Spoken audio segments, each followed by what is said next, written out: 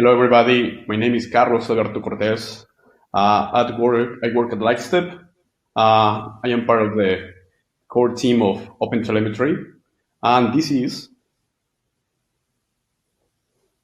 Hey, everybody. I'm Alex Boten. I'm also one of the maintainers with OpenTelemetry, and I also work for LightStep. We are very happy about having the opportunity to give this presentation, even if it's a little bit delayed. You know what they say, it's better later than ever. So thanks so much for joining, definitely. Yeah, I think we'll be going through the slides. So the first thing is that we were actually not very sure about the public and how many of you watching this presentation are familiar with OpenTelemetry. So we are going to give a very small introduction. So first of all, OpenTelemetry is a CNCF-baked project. It's an open source project.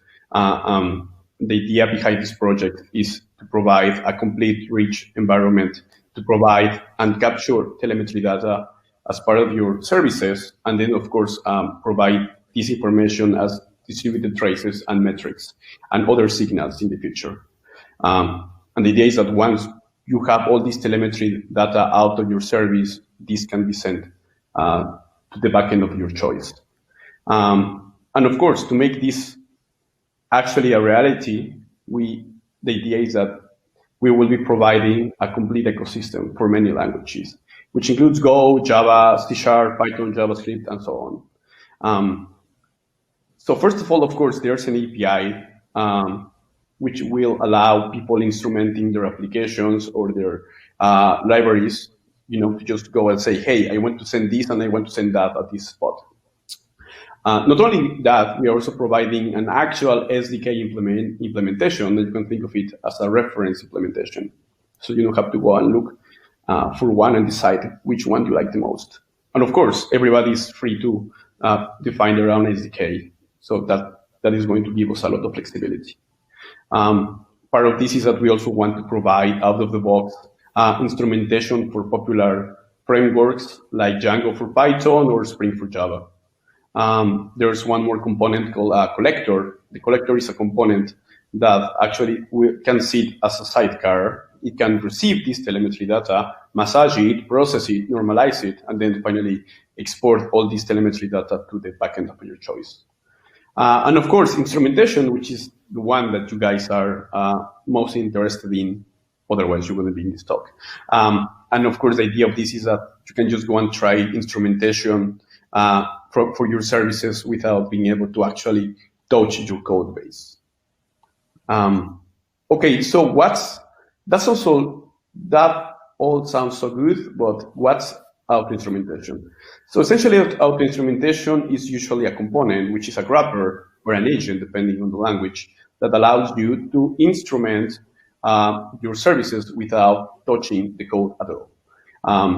Instrumentation basically means instrumenting your application or your service means being able to provide automatic traces or metrics and other stuff out of it.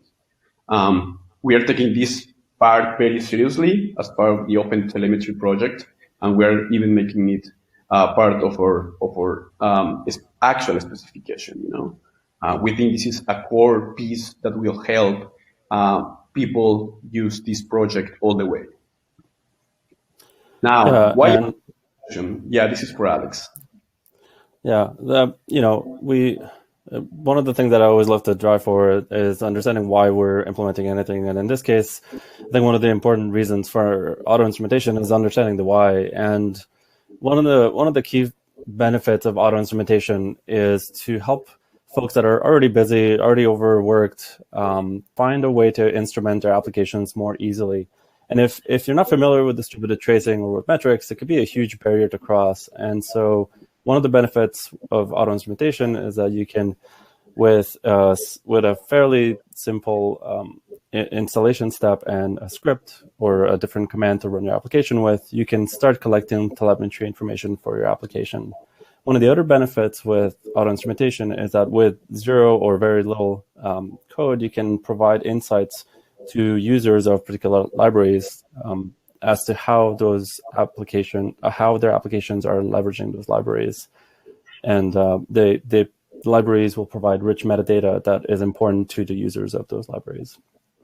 And so, as you'll see, as we'll be diving into the demo today, we're going to show you a system composed of multiple applications, some written in Java, some in Python, that can be instrumented with little or no code.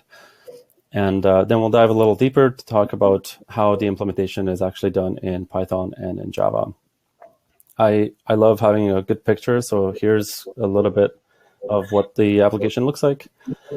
So there is a client here that will make a request. The client is written in Python. It will make a request to a server written in Python as well. The client will be auto-instrumented via the request library. The server is using Flask. That server makes a request to a SQL server that just has a list of work-from-home tips for anybody who's looking for more tips. That Flask server will then make a request upstream to another server written in Java using Spring. And that server will return a count of how often a particular tip has been blogged about in the past 5 months. Important note here, all of the data is static and has absolutely zero scientific value. And each one of these services is actually going to be using a Jaeger backend for collecting telemetry information. And now on to Carlos for the demo. Yeah, fantastic. Now it's the time for you guys to check out what this looks like in real life. So I will go through. So essentially, these components that or services that Alex mentioned, I will go through the code quickly. So we have first the Flask server, which is just, as you can see, this is something very simple. You just make a call somewhere else, in this case, the actual Java code. Then we have the request client, which is something, this is actually what I was showing. So the Flask server, this is the code. You can see that it uses SQL Alchemy inside, as part of the code base and everything, and nothing fancy. We are not sending any traces as part of this. We're just doing our thing. And finally, I will show also the Spring service, Spring's second. And there we are, just starting the application and doing the usual, just making a pair of calls to Redis. There's nothing related or specific to tracing or to OpenTelemetry.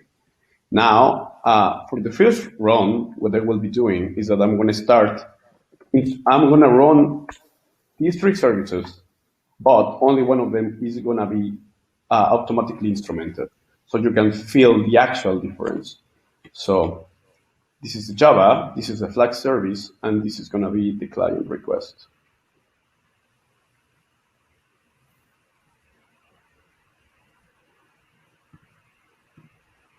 That's, let's wait a little bit. There we are. Fantastic.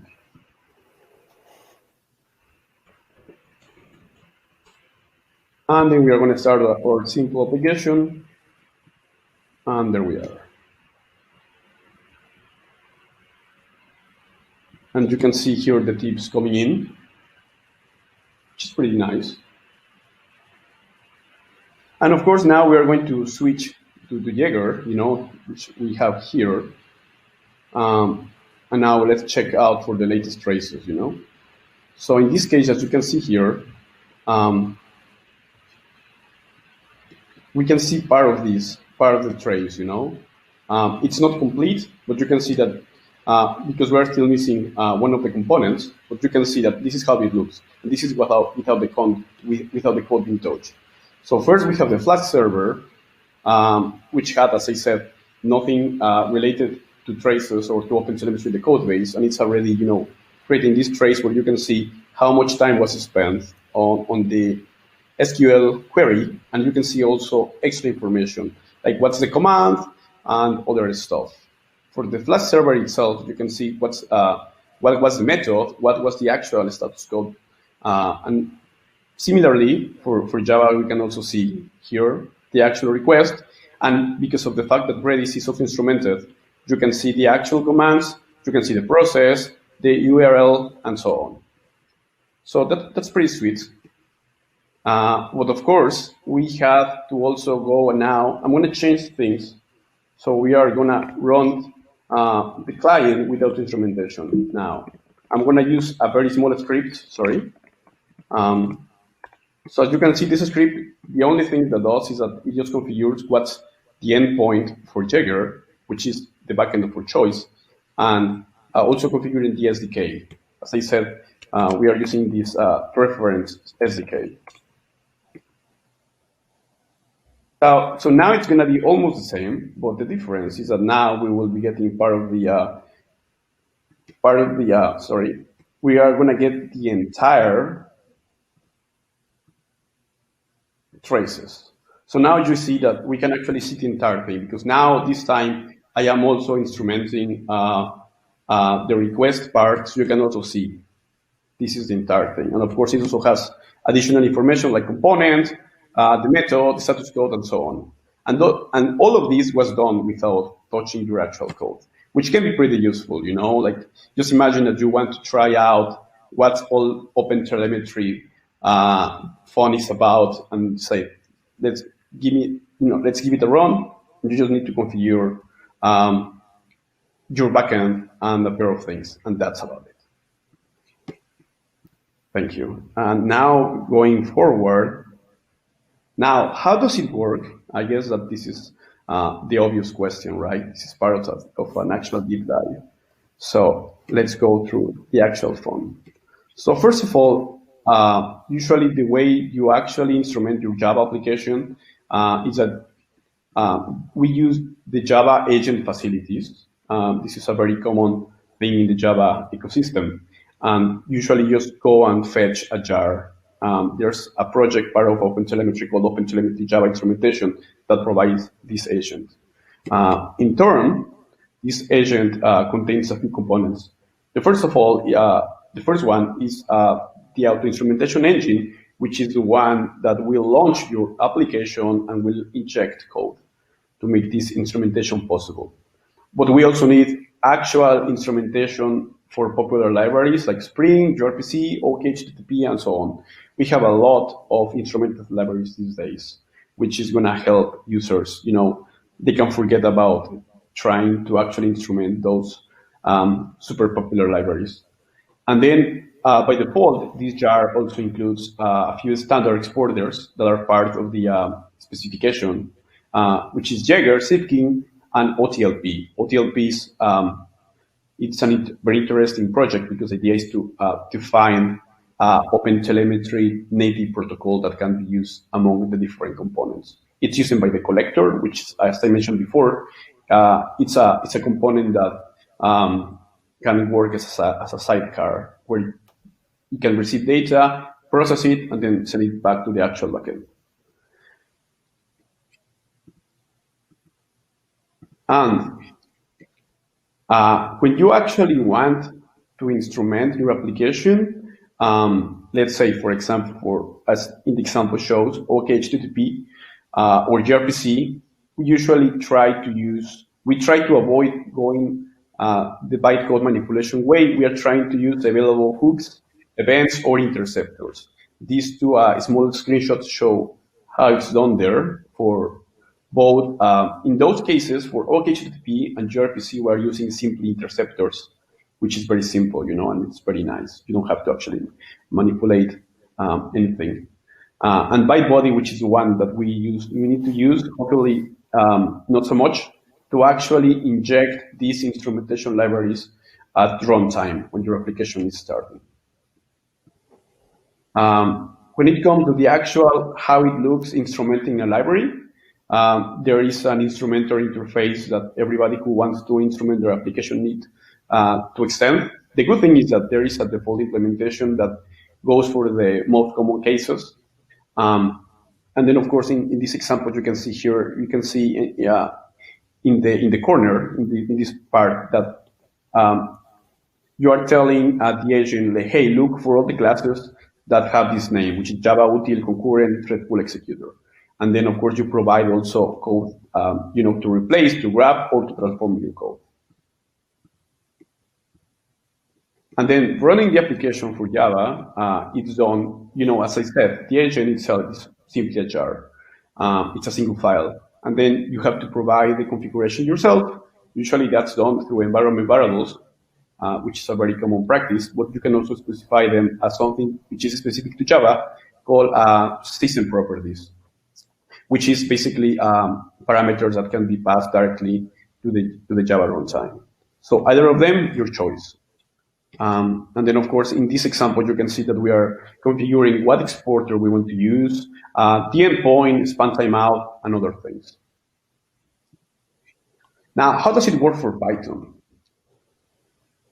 Yeah, so on the Python side, if you want to get started with auto instrumentation, the first thing we want to do is go and install the OpenTelemetry instrumentation package, which you can do through pip.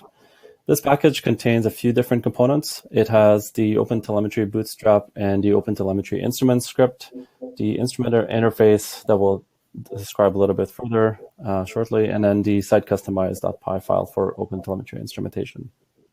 So first things first, the OpenTelemetry bootstrap script is a nice convenience script that allows users to discover what auto instrumentation or instrumentation libraries exist for their environments.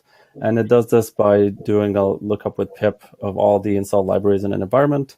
And then it compares that list against a list of known instrumentation libraries. And it prints out the recommendation. So for example, in this case here, it recommended installing Flask, Jinja 2, and SQL Alchemy. So this is after running it in the server environment. There's also a install flag for OpenTelemetry Bootstrap, which allows the user to just let the OpenTelemetry Bootstrap script does the installation for them, and it does so via pip. So what is an instrumentation library in Python? It really has to do two things.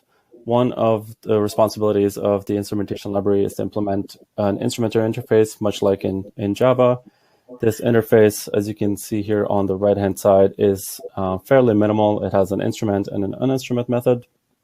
I'll touch base a little bit further on the instrument method shortly, but it's important to note that the instrument and uninstrument methods are implemented as library-specific as far as their implementation goes. Some libraries provide hooks that can be configured, while others don't have that nice facility, so we end up using monkey patching for a lot of those. And for those who aren't familiar with monkey patching, it just means that we're overriding the call to a specific library method call, for example.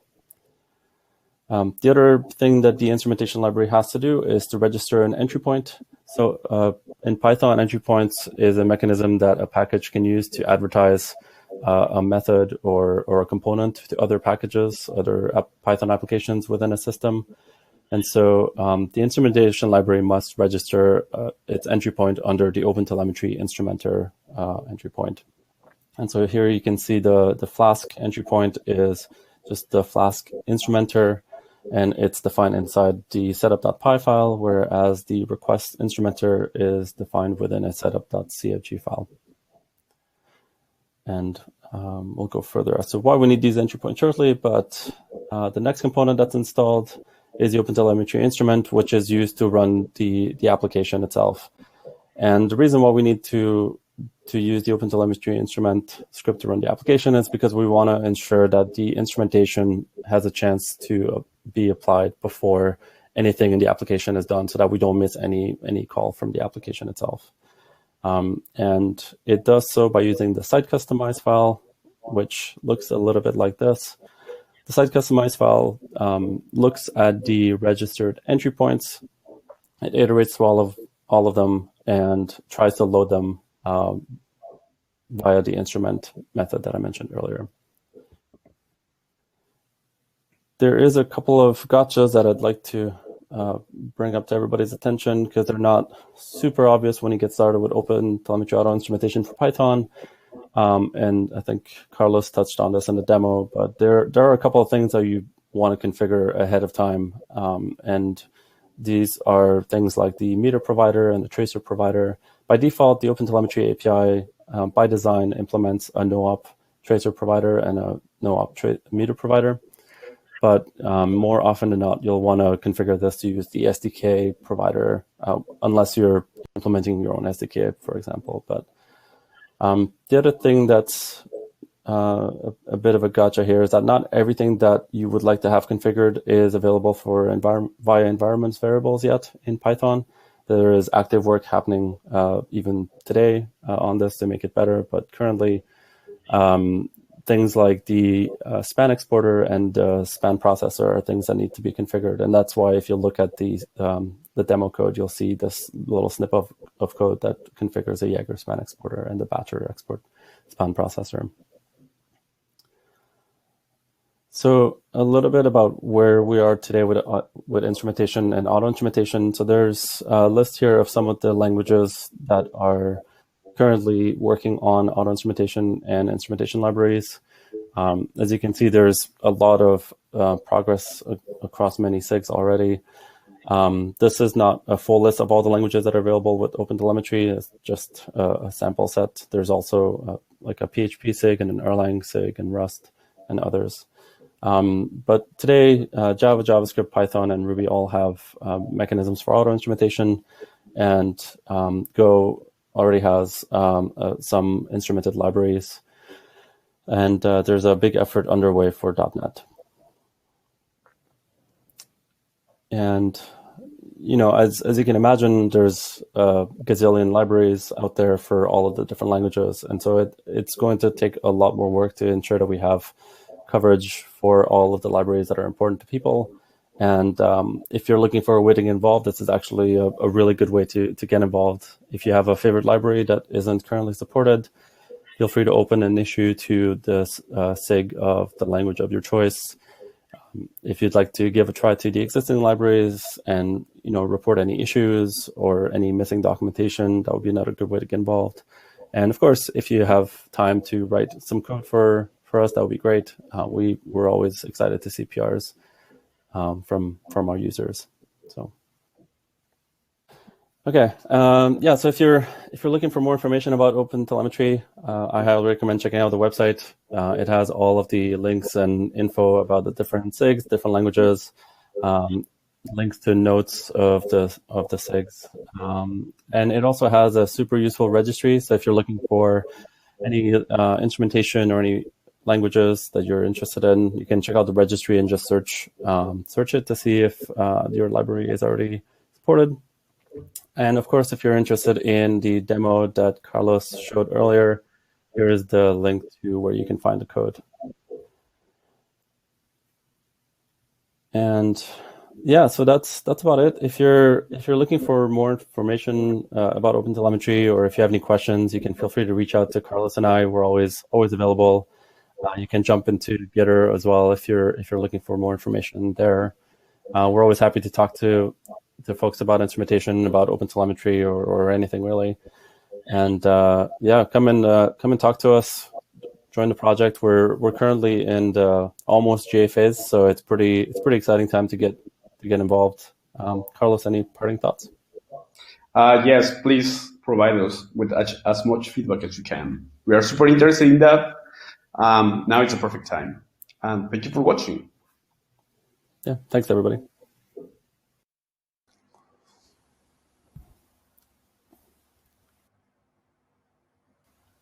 All right, Carlos, can you hear me?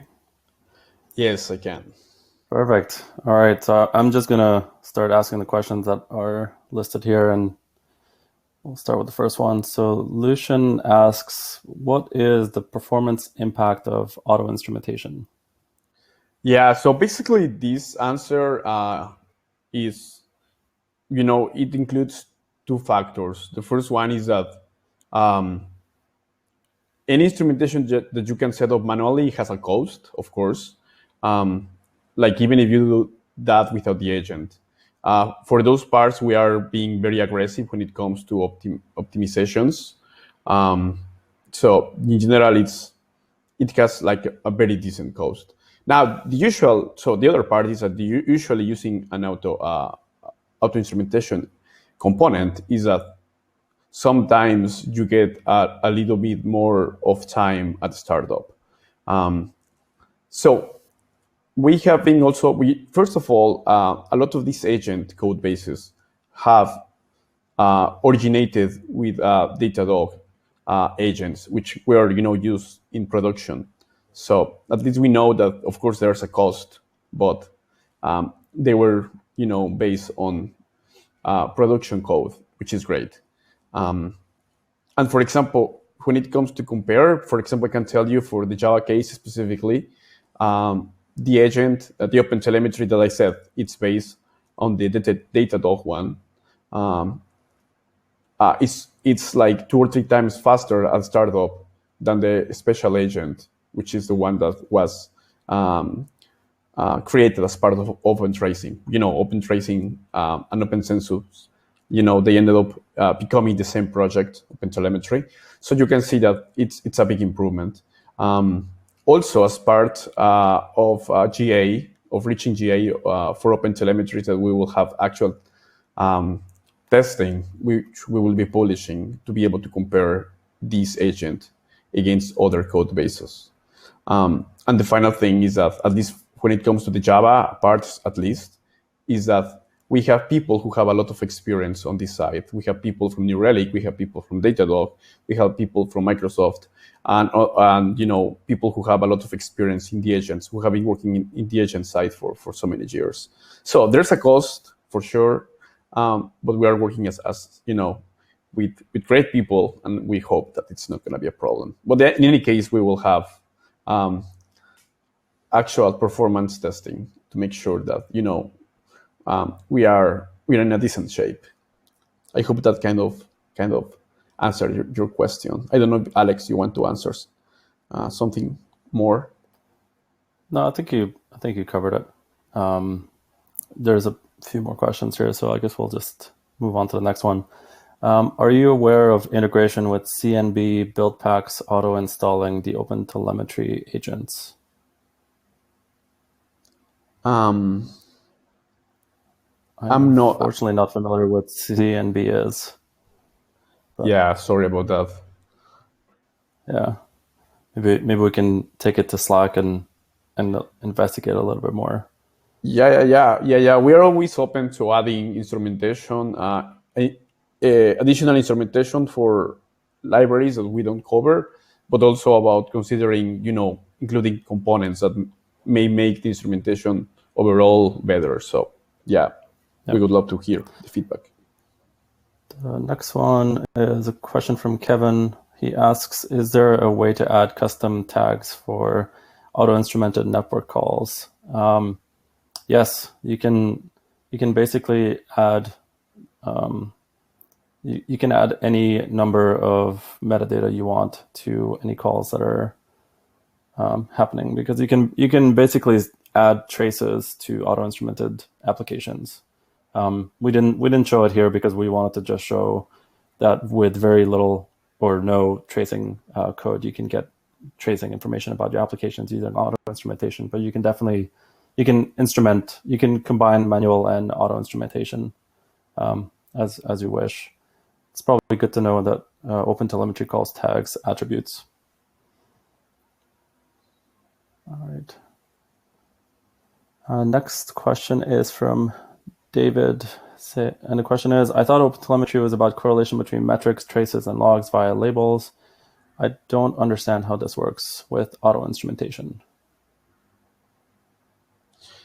Yeah, I think that, so I don't know if this is what you are asking, Davide, but at this moment, we only, the agents only cover tracing. But of course, the plan is to include metrics as well. And I saw another question, we will be covering, but in the future, we will also have logs. It's part of the entire solution. And usually, the instrumentation components won't be doing anything fancy. They will just be auto-installing existing instrumentation. So that instrumentation will be the one responsible for, putting everything together. Yeah. So I don't know if that's what you meant. Yeah, and just to add to that, there is some work underway, at least on the Python side, for the gRPC library, instrumentation library, to add metrics as well. So we didn't get a chance to demo it because it wasn't ready at the time of the recording, but that's something we definitely want to spend a bit more time in the future. Pranav asks, does OpenTelemetry have plan to collect logs as well? Yes. So as I mentioned before, yeah, that's something that's in the works. For GA, it's going to be an experimental feature because we know there's only so much time that we can work on. But yeah, we will. There will be something as part of GA, and of course, eventually we will have a more stable update to that part. Next question is from Andre, asking just to make sure, because I already suspect the answer, the libraries work transparently for Kotlin workloads as well. Yes, they do. They do.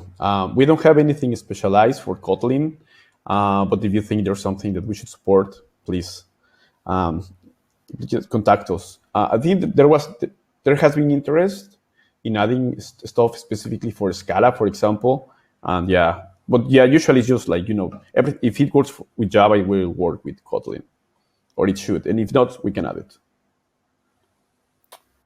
All right, cool. Next question is from Sashi, asking, can I use OpenTelemetry as a sidecar for Node.js containerized applications? Yeah, I don't have an answer for that. Yeah. I'm not sure if it would be a sidecar as much as the Node.js containerized application itself would be instrumented with OpenTelemetry via the JavaScript auto-instrumentation tooling. It's probably worth taking a look at the OpenTelemetry JS repo to get an idea for how auto-instrumentation for JavaScript works. That might give you a better idea of how to go about using it. Bensi asks, are there any security risks with instrumentation itself? Well, it shouldn't.